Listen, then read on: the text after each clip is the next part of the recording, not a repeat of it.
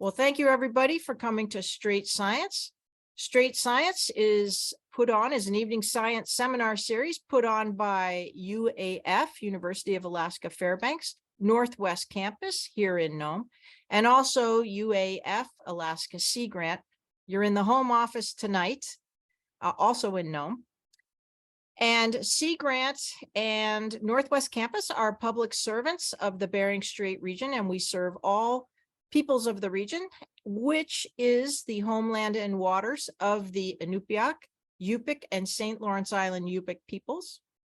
And tonight, it's an ongoing, really, I looked back, there's since 2014, we've had, I think this is the 7th talk. So we've had your, Gyrfalcon have been on our mind, and it's been really interesting as it progresses to hear about this study that people are doing that came from an original Fish and Game study that was through the dedication and persistence and great work of Peter Benty with ADF, Alaska Department of Fish and Game here in Nome. So it's really been a great tale. And tonight, to tell us the next installment is Michael Henderson, and I'll turn off that doorbell, which I meant to do, but disregard. So Michael Henderson, he is no stranger to Nome. He's had his 6th summer, I believe. Was that? Yep. Last summer was 6. Yep. Your 6th summer in the area doing this work. And he is currently the project manager of the Peregrine Fund's Gyrfalcon and Tundra Conservation Program, which reaches from where Michael Henderson is talking to us from, Boise, Idaho, and he's on a different time zone. So thank you for being a sort of a night owl, I guess, tonight. And we couldn't be more thrilled, especially given all that's been going on in the Bering Strait region since we were sort of catching him up with Murbach and all good things and bad things, weather related and whatnot. Let's hear how our Gyrfalcon are faring. And we're so glad you're looking after them, and that the Peregrine Fund is carrying forth this work with Fish and Game. With that, take it away. We're so glad you're here. Great. Thank you, Gay. Really appreciate the warm introduction there. I hope everyone had a good solstice, some happy holidays, and that everyone's able to get themselves whole again after Typhoon Murdoch. As Gay said, my name is Michael Henderson. I'm here to talk about the Gyrfalcon and Tundra Conservation Program, which is a collaborative program centered on Arctic raptors on the Seward Peninsula. I'm not on the Seward Peninsula, as you said. I'm in Boise right now. I'd like to kind of start off by kind of introducing some of the more important collaborators on the project. The roots of the program date back to the late 90s, where, as Gay said, Peter Benty of the Alaska Department of Fish and Game had the forethought to start monitoring these raptors through aerial surveys. Today, these data are priceless and so important to our program. Travis Booms now leads these surveys and is the major collaborator from Alaska Department of Fish and Game. And we're really fortunate to have his expertise in raptor ecology, Arctic ecology, and his experience in the field. And then we also work with Chris Barger, who also helps with various aspects of our field work. And we're really fortunate to have such a great biologist helping us out. The Peregrine Fund is a nonprofit organization focused on global conservation of raptors. Yeah, so the Peregrine Fund started with the recovery of the peregrine falcon starting back in the 1970s, and now has grown to study more than 100 species from 65 countries. In 2014, they started the Gyrfalcon and Tundra Conservation Program. Let me get my mouse in the right spot here. There you go. That focuses on, they started the Gyrfalcon Tundra Conservation Program, which studies how climate change impacted gyrfalcons, because gyrfalcons were identified as being among the most threatened bird species to the negative effects of climate change. But since then, we've kind of expanded the project to look more at Arctic raptors more generally, although we still do focus a lot on gyrfalcons. I currently manage the project from the Peregrine Fund side of things, but David Anderson and John Earthman were instrumental in getting this research started from the Peregrine Fund side. As Gay said, I just have finished my 6th year. 7th year will start next May. So I have a lot of memories around the Nome area and probably an equal number of hard days out on the tundra. This fall, I also started my PhD program at Boise State University, and I'll highlight some of that research later on in the presentation. Students also play a really critical role in our program, and so far we've had 3 master's students and 1 PhD student who have graduated, and we currently have 1 student named Michaela Gustafson. She was in Nome in 2021 and 2022, and she anticipates graduating this spring with her master's degree. We're also working with two great undergraduate students, the first being Noah Andexler, who was in Nome in 2021, and I'm pretty sure he just graduated this December from the University of Wisconsin. And then we have Sebastian Acevedo, who is going to graduate in the spring, and he was in Nome in 2022, and I'm pretty confident he's going to be coming back in 2023 to be helping me with nest entries and banding birds, which I'm excited about. We also collaborate with veterinarian Robin Radcliffe at Cornell University and Professor Stephanie Gala at Boise State University. Hopefully, it's apparent that we're really trying to gather a multidisciplinary team with various skill sets, and we hope this leads to the best science possible. In this presentation, I'd like to first provide a bit of ecological background for the program, highlight some big picture program goals that we have, and then describe some more specific projects that we've worked on. So the big question is, how can climate change affect raptors? This is where typically I would have several slides about the general trends in climate change, how the Arctic's warming faster, more extreme weather, et cetera, et cetera. But since this is straight science, I kind of think you guys all have seen that information before and have a good understanding of it. So I'd rather just focus in on raptors more specifically. So effects on raptors can be characterized as direct, in which the changing climate or the weather is the thing that actually impacts the birds, or it can be indirect, where there's an intermediate step that kind of facilitates the impact on the birds. For example, extreme weather can have direct impacts on raptor reproduction and survival by eliciting such a physiological cost that nestlings and adults are in really poor condition, or they can just die. So the more common those storm events become, the greater effect that can have on the population.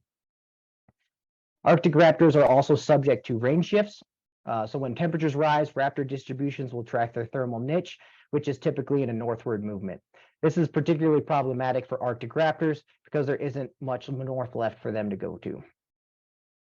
Range shifts can also have indirect effects because other important species are also shifting their distributions, including novel competitors that are oftentimes more generalized and thus more capable in thriving in a changing environment.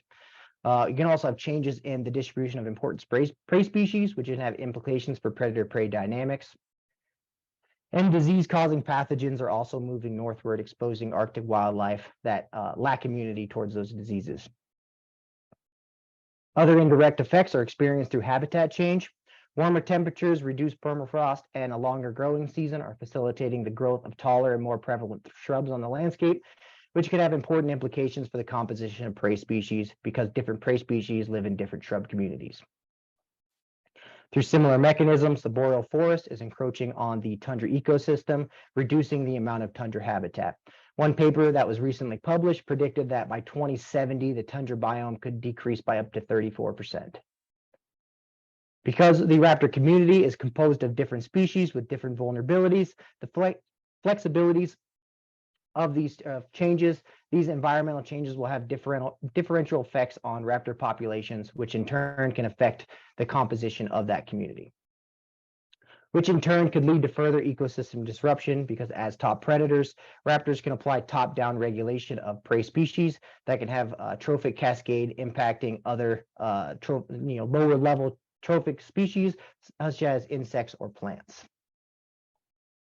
So we certainly strive to understand the ecology of these Arctic raptors in order to help their conservation, but there's further value in researching these raptors because the Arctic is warmed so much more than the rest of the world. This can provide important context for what is likely to happen to other raptor communities when the degree of change experienced in their habitat approaches what has already occurred within the Arctic. So since this is a presentation about Arctic raptors, I thought it would be wise to kind of talk about them a little bit and give a quick description of the big three raptors. Gyrfalcons are an Arctic specialist. They're oftentimes a resident species, and they're the largest falcon in the world. They typically breed in really remote areas at low densities, so the opportunity to see these birds around the Nome road system is really special. I've seen estimates of about 70 breeding pairs on the peninsula, and we observed about 35 within our study area in the year of 2022, which is our study area is a lot, southern portion of the Seward Peninsula, essentially west of Council, roughly speaking. They're dependent on ptarmigan throughout the range, particularly in the winter and early spring, but they will readily eat a variety of other species when they're available throughout the summer and early fall. They don't build their own nests, but rather use nests built by other species, or they'll even lay eggs directly on a bare ledge. And there's also some evidence that their population is declining on the peninsula, despite most of the global population being stable. This is something we need to investigate further, be more rigorous about, and then determine how and why this is happening. Gyrfalcons can range from really dark to the iconic white plumage and everywhere in between here on the peninsula, but by far the most common variety is the gray variety. Rough-legged hawks are Arctic breeders that overwinter in the northern continental United States and arrive here in May. So they tend to breed a little later than gyrfalcons and golden eagles. They're microtein specialists on their breeding grounds, and their abundance can vary greatly year to year as a result of the microtein cycles. They're the most abundant prey on the most abundant raptor on the peninsula, and one source estimated up to 100 pairs on the peninsula, but we counted about 75 pairs last year in our study area.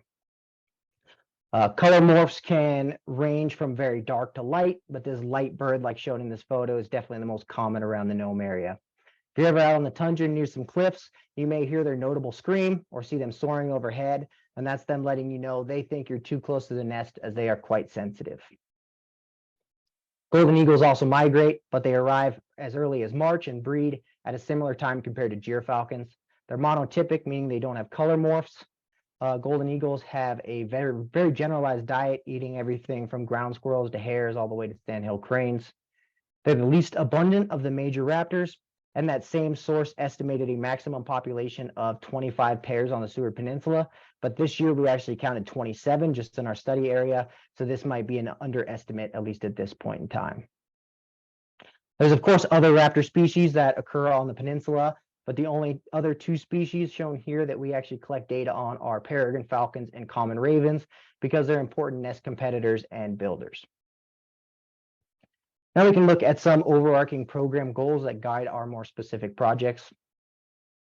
Maintaining the long-term monitoring effort is a top priority for us, because the comparison of modern data to the historical data is priceless, and understanding the change to population is critical. It also really allows us to keep our fingers on the pulse of what's happening with these populations and identify any changes to their population status. Because of this, the Seward Peninsula has actually been identified as a particularly important survey effort for Arctic raptors. We also aim to better understand the ecology of Arctic raptors and identify characteristics that make populations either vulnerable or resilient to climate change, both to support their conservation and to understand future effects for other raptor populations. We also aim to understand how climate change is impacting the Arctic ecosystem by specifically researching gyrfalcons as an indicator species. Indicator species are those that can reveal disruptions in the ecosystem because of their unique ecology.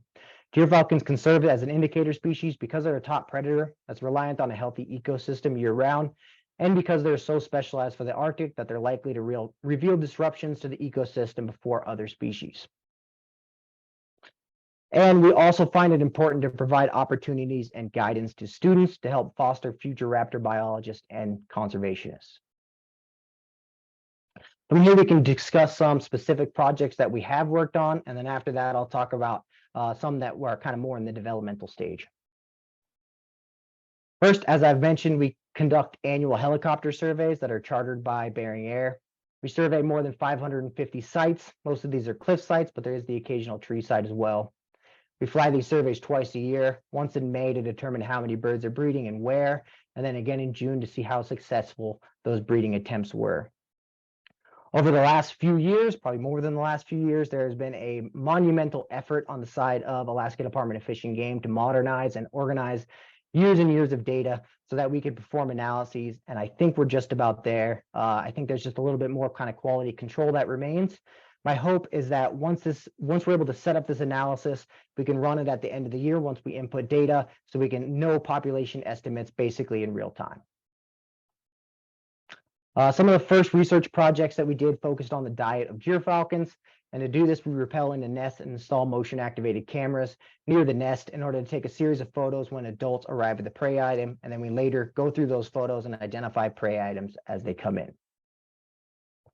We found that about half the diet is composed of ptarmigan, and at most of those ptarmigan are captured early in the season, kind of correlating with the ptarmigan courtship period when they are very conspicuous on the landscape and likely easier to hunt. Roughly 20% of the diet is Arctic ground squirrels, and these come later in the year when the young ground squirrels emerge and ptarmigan become more cryptic, both in their plumage and behavior.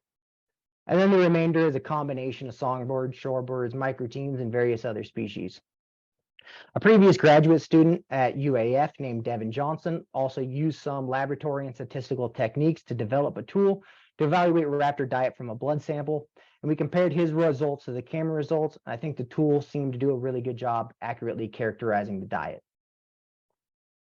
This tool is based on the proportion of nitrogen, which is there on the y-axis, and then carbon isotopes, which is on the x-axis.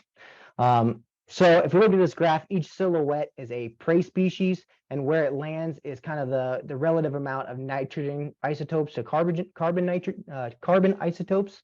And by knowing the concentration of these for each prey item and then getting that same value from the raptor blood samples, which are those ovals, we can calculate the proportion of diet represented by each prey species. So from this graph, we can look at the red oval, which is golden eagles. We see they have the most varied diet. And then compared to the blue one, which is the rough-legged hawks, they have the most constrained diet. But overall, there's a lot of overlap among these three species. But we did show some evidence that during high microteen years, the diet of these three raptors actually becomes more different. We also had another small project that aimed to understand whether gyrfalcons preferentially selected for one species of ptarmigan over the other. On the Seward Peninsula, we have rock ptarmigan, the top picture, and willow ptarmigan in the bottom picture. Willow ptarmigan are slightly larger and a lot more abundant. We wanted to figure out whether or not gyrfalcons selected for either of these species, or if they simply exploited the most locally abundant species within their territory. We found that gyrfalcons likely exploited the most abundant resource. This is because rock ptarmigan prefer higher elevation and greater slopes compared to willow ptarmigan. And we found that gyrfalcons breeding at higher elevations and with a greater surrounding slope were more likely to capture rock ptarmigan. We also found that during incubation, during the ptarmigan's incubation, ptarmigan males are much more vulnerable to depredation than females because females are on well-hidden nests that are very cryptically hidden, demonstrating a pattern of sex-specific depredation that varies with the annual cycle. Some of our other projects have focused on identifying habitat characteristics for breeding raptors. These sorts of landscape variables are critical in governing where raptors breed, and many of them are changing under climate change, and these changes are likely to persist. Michaela's thesis work focused on detailing important landscape factors that dictate where prey species can be found. And it's based on the principle of recording the location where you see each species, characterizing the local plant community and geography through satellite data. And after doing that many times over and over again, detailing the specific landscape characteristics that are the most important in predicting where these species are. To get her observations, Michaela and technicians performed over 1,000 point count, or just under 1,000 point counts, recorded over 500 willow ptarmigan, about 70 rock ptarmigan, and 80 Arctic ground squirrels. From these data and her models, she was able to map out not only where prey habitat was located, but also estimate an abundance for the prey within a certain area. She found that about 38% of the study area could be considered high quality willow ptarmigan habitat, but that much of the study area could support willow ptarmigan to a lesser degree. She also found that 3.9% of the study area was high quality rock ptarmigan habitat with a much more restricted range. And then she found that 3.5% was high quality Arctic ground squirrel habitat, but with a much wider distribution compared to rock ptarmigan habitat. This is a critical step in understanding bigger concepts like how the distribution of prey habitats influence where raptor species breed and whether they are selecting for a specific prey species. We also found that even small scale habitat characteristics can have significant effects on raptor breeding success. Nests can vary from very protected from the weather, like this nest on the left, with a nice overhang and side protections, compared to the other nest that's totally exposed to the weather. We found that nestlings are more likely to survive in a more protected nest, and that adults can spend more time, they have to spend more time in exposed nests, which increases their cost of breeding, which can have significant costs for them in the long term. Another project that we have been working on aims to understand the disease ecology of gyrfalcons, because they are notoriously vulnerable to disease and because of the northward movement of pathogens. We're still collecting samples for this and still working on analyzing and fully understanding the results, but I do have a few preliminary findings to share. First, we did some serology tests. So these look for antibodies. So these are not active infection, but diseases for which the Gyrfalcons were exposed to, survived, and then developed some sort of immunity towards. We found that 94% had been exposed to salmonella, which is not surprising given that they're a predator that eats raw meat, but it has not been documented in this species before. We found that no birds were exposed to chlamydia or West Nile virus, but we admittedly had a very small sample size for West Nile virus. And we did have 3 cases of avian influenza. It is important to note that the 2022 samples, the big outbreak year, well, they're not included in this. Those haven't been completed yet, so we don't know how that impacted Gyrfalcons. But what we do know is that the reproduction year was a pretty stellar year for all 3 of the big 3 raptors: the rough-legged hawks, the eagles, and the Gyrfalcons. Kind of the reports I'm getting from various people, including in Nome, is that they're not seeing Gyrfalcons right now. So the fall could have told a very different story, but we don't have any data on what happened in the fall. So only time will tell. We'll see how the population's doing next year to see how this avian influenza kind of unfolded. We also performed parasitology, looking for blood parasites that the bird had during the time when we actually collected the sample. We tried to focus this analysis on either parasites that are likely to increase with climate change or that are particularly important for Gyrfalcons specifically. We found 1 case of Plasmodium, which is the pathogen for malaria. Malaria can be deadly for Gyrfalcons and would likely be a conservation concern if it was regularly being exposed, which our data does not suggest. There has, however, been reports of the pathogen completing its life cycle at similar latitudes to Nome within the state of Alaska. Oops. So these 2, I've been butchering the pronunciation of these all day, so I'm just going to let you read them. These are both predicted to increase in the Arctic with warming temperatures, but it's unclear to what effect they'd have on Gyrfalcons, if any.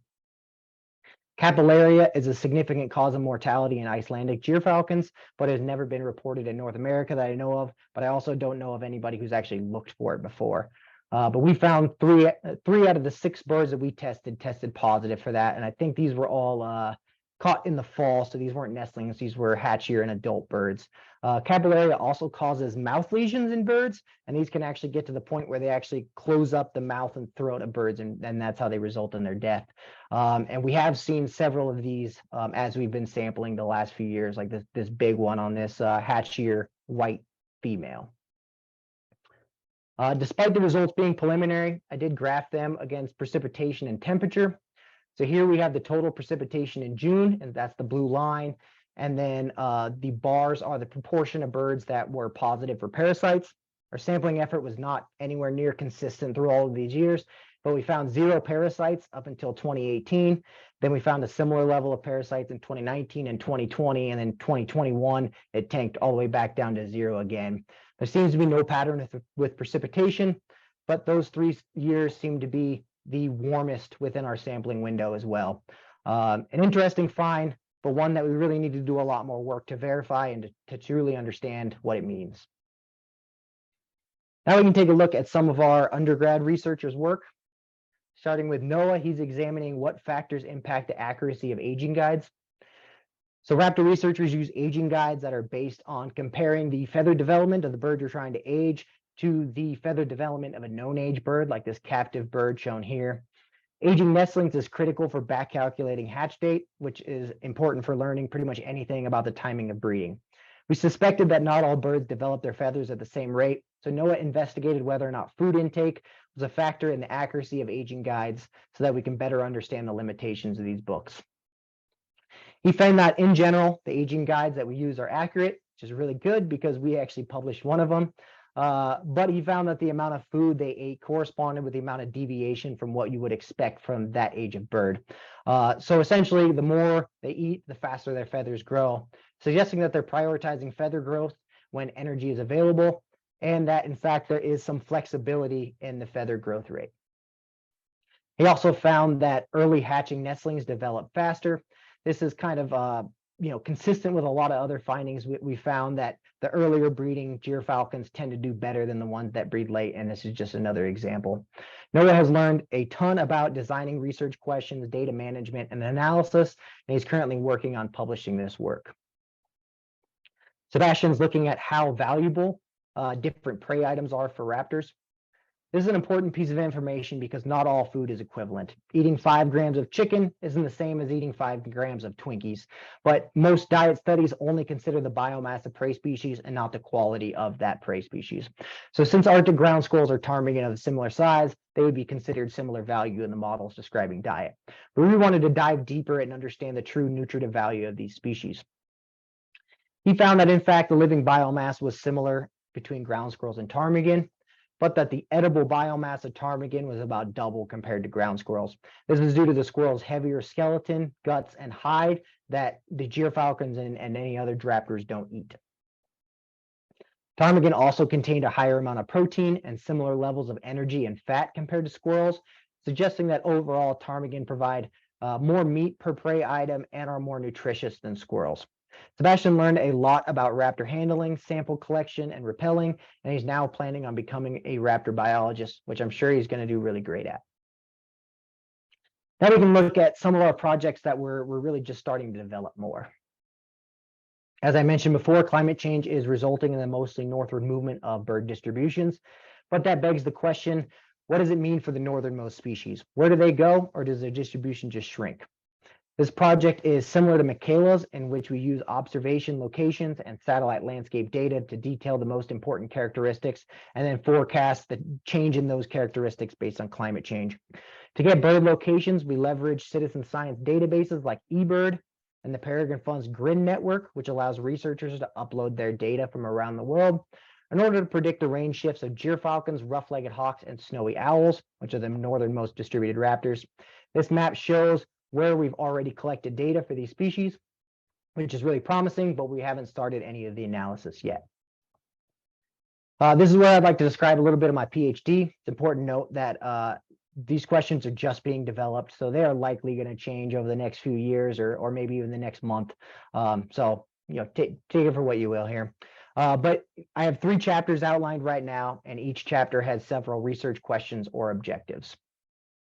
The first chapter aims to detail how weather is changing throughout the year and how it affects each raptor species. The second aims to predict changes in the composition of the raptor community based on habitat changes and then identifying important raptor areas. And then the third chapter aims to identify what role individual quality plays in reproduction, since some birds are they have better genetics or they're just better at what they do. So the first section of my first chapter, I aim to characterize how weather patterns have changed throughout the gyrfalcon's range, and then I aim to predict future changes as well. I focus this question on gyrfalcons because their range is circumpolar and because all the locations here have published population estimates over various timeframes. This will allow a general comparison between the changing weather patterns and the population dynamics throughout much of the Arctic. To accomplish this, I'll download raw weather data from online repositories like NOAA or international equivalents to characterize, and then I will characterize them into life cycle stages of the gyrfalcon, so non-breeding, courtship, incubation, brood rearing period, etc.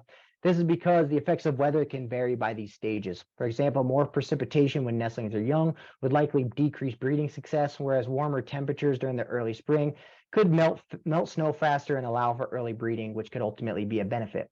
Throughout my whole first chapter, I use these life cycles in order to group weather variables. From there, I will detail how weather patterns have changed within each of those stages, and then compare those changes to known population trajectories around the world. And then I will use various climate scenarios to estimate how these weather patterns are likely to change in the future for these gyrfalcon populations. I've done a little bit of exploration on the data from the weather station and the Nome airport, and here's a simple explanation or example showing some recent patterns in the number of above average rain days for each stage of the gyrfalcon's annual cycle, with the largest apparent increase occurring during the pre-incubation of the courtship period, which is essentially early spring, and that's going to be that purple line that's much more positive than the rest of them. The next question is how are contemporary weather patterns affecting the Arctic raptor community? Earlier, I gave some general trends of how weather can affect raptors, but I really wanted to nail down exactly how weather patterns are affecting a variety of important variables for Arctic raptors, and this includes direct and indirect effects. I will investigate how weather patterns affect occupancy, which is basically the size of the breeding population, productivity, which is the number of young that are produced in a season, and phenology, which is the timing of breeding. This will all come from the helicopter survey data and focus on all raptor species because the effects of weather are likely to vary between species. I will also investigate how weather influences the abundance of critical prey species, a critical prey species, which is ptarmigan, to investigate a potential mechanism for an indirect effect of weather on raptors. So the weather can affect the population, the abundance of the ptarmigan, which then affects the breeding capabilities of the raptors. I'm particularly interested in kind of figuring out how the weather in the summer and the fall affect the survival of the young ptarmigan and then their abundant size the subsequent year. We've performed driving surveys about twice a year since 2016 in order to conduct these analyses. Because we have so much more detailed data on gyrfalcons, and because they are the one that's the most vulnerable to climate change, I'll dive deeper into other effects of weather on gyrfalcon nestling survival, nestling health, and prey delivery rate. I will look at the probability of nestlings surviving a storm event by determining the data mortalities and comparing that to when storms occur. And I'm going to get that from nest camera data, at least the mortalities. The storm will come from weather repositories. We also have various measures of health, including stress hormones that we got from feather samples a while back, body condition, and then we have several blood markers of health.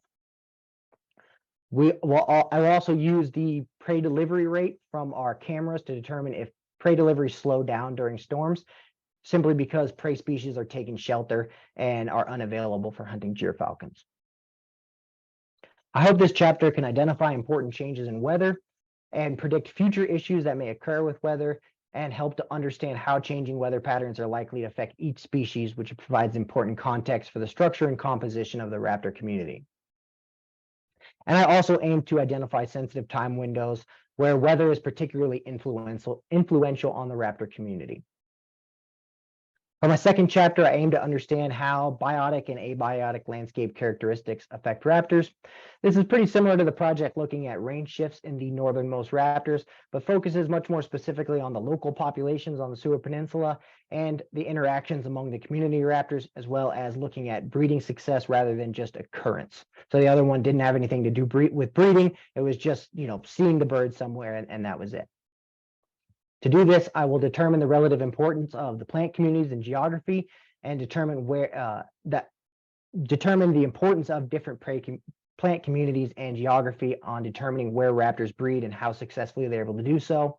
By doing this, I hope to identify the ideal combination of plant community and geography to support each of the raptor species. From there, the second question aims to predict spatial changes in the occurrence of these ideal combinations under climate change and predict what effect it'll have on the population sizes of all the raptors within the community. To do this, I'll forecast changes in the plant communities and predict the overlap with important geographic parameters in order to estimate any changes in the abundance of each species' preferred habitat, and then model how those changes are likely to affect the composition of the raptor community based on the various scenarios of climate change. And ultimately, I aim to better understand important areas for future raptor conservation, including the possibility of a potential disconnect between that ideal habitat for the species, but a lack of appropriate nesting substrate, which is something that's been hypothesized in the past. My third chapter is not nearly as refined as the other two, but it's going to leverage over 500 genetically identified individuals that are tracked over time. And we did this by collecting feathers that were dropped during the breeding season by those breeding adults. With these feather samples and genetically identifiers, I hope to detangle individual quality from habitat quality, because it's oftentimes difficult to know whether a breeding pair was successful because of their own inherent quality or because they are in a good habitat. I also aim to understand whether individual birds specialize in particular prey species or if they just eat based on availability within their territory. And this chapter will also include a measure of adult annual survival, which is perhaps the most important parameter for maintaining populations. Another new project is being led by Stephanie Galla, who's a professor at Boise State University.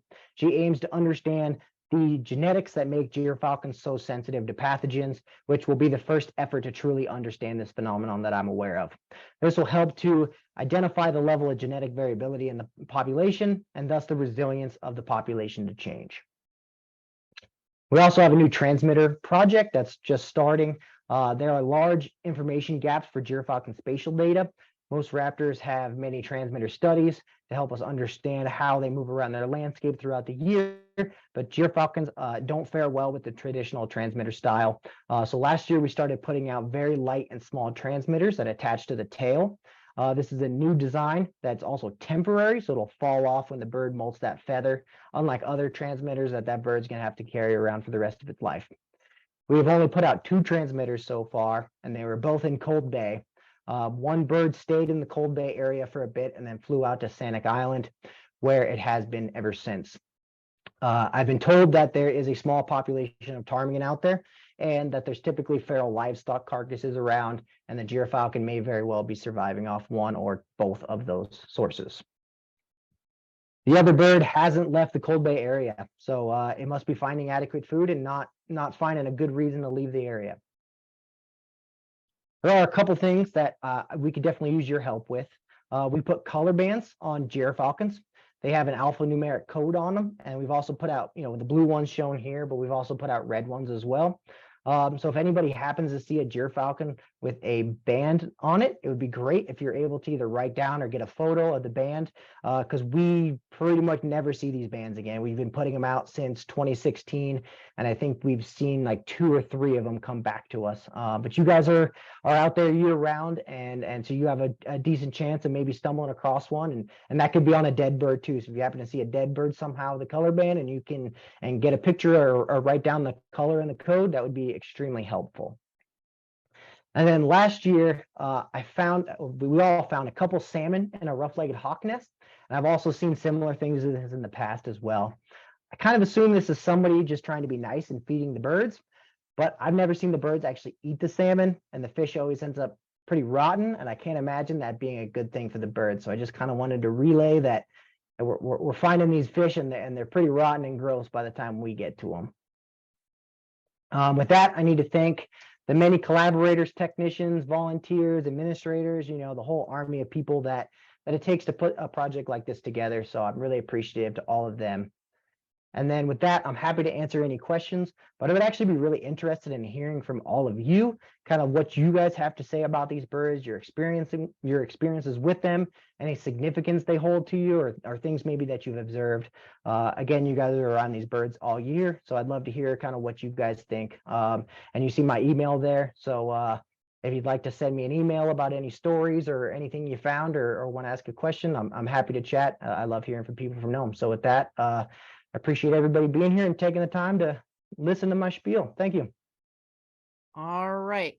Well, thank you, Michael. And I have to say, we got off to a colorful start with our unexpected guests. And so I didn't know, we've done 90 of these recordings, and that was the second time ever we've had that. So I would call that was a new one for me. Yeah. Yeah. I was thinking, what do you call?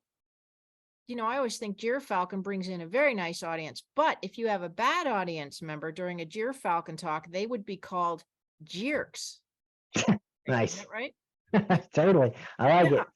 So I have a lot of questions, but let's see. You can write your questions in the chat or raise your hand or just unmask yourself and ask away. I have a couple questions because I missed a lot. I was pushing a lot of buttons in the back. There were more people that were trying to get on, but I shut the thing down. So we are the few that made it in. With that, any questions? All right. Oh, I didn't even see all this in the chat here. Okay. Oh yeah, no, you don't need to look. There's not some good stuff in the chat. But here's my question. So avian influenza, you had, I didn't quite get it, but you had 3 confirmed in the region this summer. No. So that was, those are historical samples. Those were, 2015, 2016 timeframe those were from. And I'm assuming that's low pathogenic avian influenza because those birds survived. Yeah. I would assume that's not highly pathogenic. No, so the we do have samples from this year, from from 2022, but those are at the lab right now and being processed. So we have no idea what those samples are going to tell us. My guess is that those nestlings were probably not being exposed. They're eating a lot of more terrestrial species that are more inland. My guess is they didn't have a ton as nestlings. If I were to take a stab at it, I would guess it was after fledgling when they're chasing around waterfowl. If the Gyrfalcon population got hit, that's just my guess. Right. All right. So, and in the chat is one for me, the avian influenza presentation, which we can follow up on this. It's with the USGS researcher named Andy Ramey, is going to be February 22nd. And there'll be some advertising on that, of course. So, so thank you for that, because that is something that it was a very frustrating, challenging situation for our region. We had many interesting mortality events on time. We've been living with mortality events since 2017 on an annual basis with the seabirds, multi-species, but this was birds that in the last 5 years, we've never seen multiple swans, multiple, things that were glaucous gulls and whatnot. We did have 3 for everyone in the audience. The Bering Strait region had confirmed red fox from Unalakleet with HPAI, highly pathogenic avian influenza, and also 3 glaucous gulls. But we have no location on those. But my assumption is I handed in 4 glaucous gulls from Safety Sound area. So I'm assuming those are that, but we have no communications back yet at this time. Hopefully they'll be forthcoming.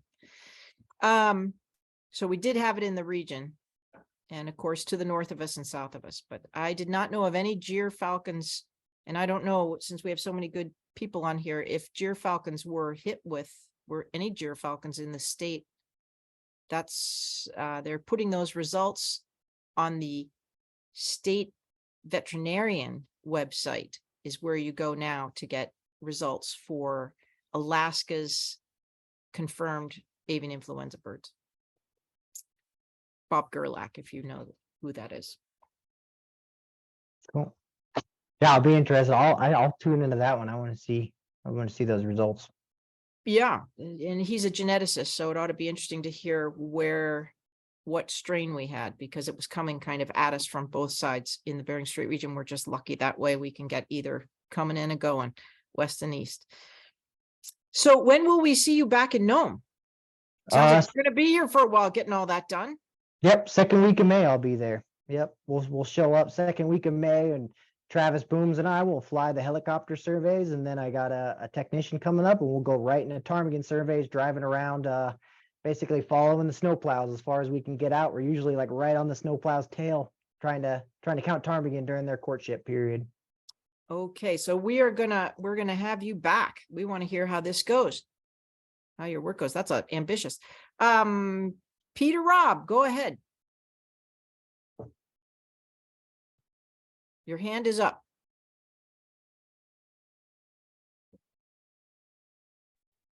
Maybe Peter Benty. Oh, Pete, wrong one. Okay, go ahead, Peter. Good to hear you. Hey, Peter. Yeah, thank you. Nice presentation, Michael. Thank you. So a couple things were running through my mind when you talked about weather events and productivity or success at a nest site. So a couple things that I experienced or I know of, which would be hard to track in weather events from your sources like NOAA or whatever. One is a blanketing fog. Blanketing fog that just rolls in over significant habitat range that stays for a long period of time. And I know in the late 70s, nest sites were lost because of fog. And I'm not sure how that will be quantifiable in your weather records. Another one is, I guess, the relationship between prey abundance and the severe weather. And so here's 2 examples that I witnessed. One was ptarmigan seemed real low but temperatures were really high. And I had one nestling, I believe this is what happened, a nest of 4 nestlings, probably in the age of 20 to 25 days, were baked in the sun because they weren't shaded very well. Why? Because the parents were off hunting, trying to bring home prey.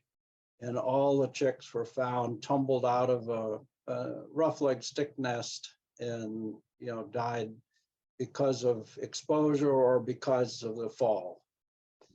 And the second one is an experience I had where severe wind on a storm front blew the nestlings out of a nest structure. And in those cases, the nestlings died. So, I mean, that's just a part of weather. I mean, the high wind, for example, and presence of warm temperature and low prey abundance. I mean, it seems to me it's a dynamic relationship, which will be very hard, in my mind, will be hard to quantify. But I don't know, those things kind of ran through my mind when you were talking about tracking weather events and success at nest sites. Yeah, I really appreciate that, Peter. Yeah, I was actually planning to pick your brain about this for a little bit later. But yeah, me and Travis have talked quite a bit about some of these things and the complexity of trying to actually quantify weather. Even things like a storm event versus just, a light trickle all month long, like those are going to impact birds differently. Kind of looking at some of the stuff you said, you mentioned losing a nest in the fog. Do you mean like within the survey, like you weren't able to get to that nest because of low-lying fog? No, low-lying fog was so predominant for such a long period of time, the jurors were unable to bring food to the nest. Okay. Chicks were quite young, probably at 8 to 10 days at most. And maybe because they were unprotected, chilled, they could have died because they got chilled, or maybe they died because they had poor food delivery. That was about a 48-hour duration of fog. Okay. And it was fog on the ground, so birds weren't flying or prey wasn't very visible. So that's an example of a weather event that's kind of maybe hard to quantify. I would think that one would be really hard to quantify. Yeah, definitely. And with the high temperatures, we've actually seen that as well on the cameras. We had one in particular where the camera was reading, like it was in 2019, that really hot year. And the camera was reading like 90 degrees. And I don't know if that's, radiant temperature coming off the cliff wall or what, but it kind of looked like all the nestlings were jostling. There's one little shady spot in the back of the nest. All the nestlings were kind of jostling for a spot. And within, an hour of each other, the 2 females in the nest both went tumbling out of the nest and died in the fall. So we've seen similar things to that as well. And then with the wind is definitely something I'd like to account for. I think wind has a pretty significant impact on kind of the thermal regulatory ability of these birds. But yeah, I mean, like I said, I haven't even shared all of these questions with my advisor yet. I'm just now developing them. So they're definitely subject to change, and I really appreciate your opinion, your thoughts there. Your experience is super valuable, so I appreciate that. This group's a Okay. lot better than advisor. Don't say that too They loud. certainly Don't know show more this to about your the advisor. area. Yeah, certainly know more about the area, that's for sure. Yeah, you've got some pros on here, not me, but the others on here. Yeah, well, thanks a lot, and let some others start talking. With that, if there's any other questions, I have another one. But let somebody else jump in. So the fish in the nest, where were you for that? I mean, is that somewhere that somebody could have popped a fish in a nest or? Yeah. So Oh, is it it was. Okay, like the it bridge. was out teller direction, and it was a nest that you could just walk up to. Oh, Yeah. okay. Like you didn't need climbing gear or anything to get into it. Yeah. So it I've seems actually very- seen, I think of 2 nests off the top of my head that's happened in, and both of them were easily walking into, and they were both out teller as well. Right. People mean well, probably. I think so. Yes. Yeah. And then salmonella, that kind of caught my eye. Where do you think that came from? Is that something that was I a high assume- number? Yeah, I mean, I think it's pretty common in most raptor species. I think, Okay. they don't always eat the prey right away. It sits and builds bacteria. I'm sure that's something they're exposed to at a really young age, and they just develop an immunity towards it, and they move on. It is my guess. Yeah. All right. Oh, go ahead, Pete, Kate.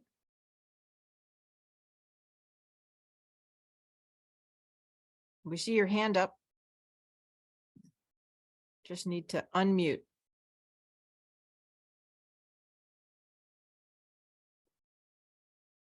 All right. We just see your hand up. Oh, there Okay, you are. now, Yes, now can you good. hear me? Yes, Yes. yes, we can. Go for it. Okay, I was wondering about erosion of nest ledges and whether, I mean, I guess when a ledge collapses, there's also the possibility of new ones forming. But I was wondering if, I don't know if you've seen any sort of net loss or gain, especially with all the wet weather that we've had. So extremely anecdotal here. We haven't done any analysis on anything like that, though. Other people have done it with rough-legged hawks and other species and shown the loss of nest sites. But along the Bluestone River, I've seen a lot of cliff sections falling off over the last few years, and big sections that I've rappelled on and taken pictures of, and then gone down that same cliff the next year, and it just looks completely different. Especially as you get back off the road system. There used to be a series of nests along this cliff, and the Gyrfalcons used one nest. It fell off. They moved to another nest, then that one fell off, and then now that whole section, there's basically no more stick nests on that section anymore. So it's just one cliff nest. But yeah, I mean, it definitely seems like, at least in that one little specific area, there was a loss of a little bit of nesting substrate. Yeah. Okay, yeah, thanks for that. And yeah, really great presentation. And I'm going to sure be listening to the recording to take more of it in. Okay. I guess you kind of answered this when you said that that you haven't gotten band returns to speak of, but I was just wondering if there is, any information about where these young birds end up after they leave here. Do they come back here eventually to nest, or yeah, do you have any insights about that? I have very little insights. We've had a couple band recoveries. They're usually like really young birds, second, third year birds that we see again. We saw one, just a silver banded bird, so just a federal band that you can't actually read it to identify the bird, but it did show that we banded it, and it was breeding way up north of town. There was one study by Carol McIntyre who put a bunch of transmitters out back in, I think, like the mid 90s, early 90s.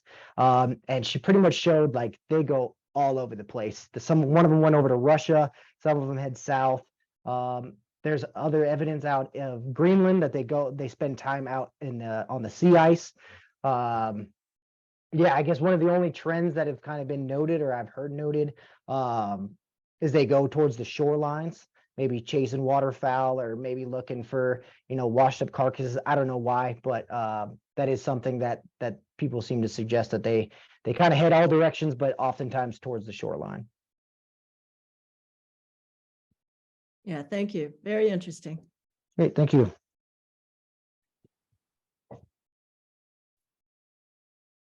For your weather, because you're going to be doing, sounds like you're correlating a lot with wind and temperature and icing and fog, and heck, we had that. I don't know if you were here for the big smoke event where we had the smoke out, in mid-July. Were you here for that?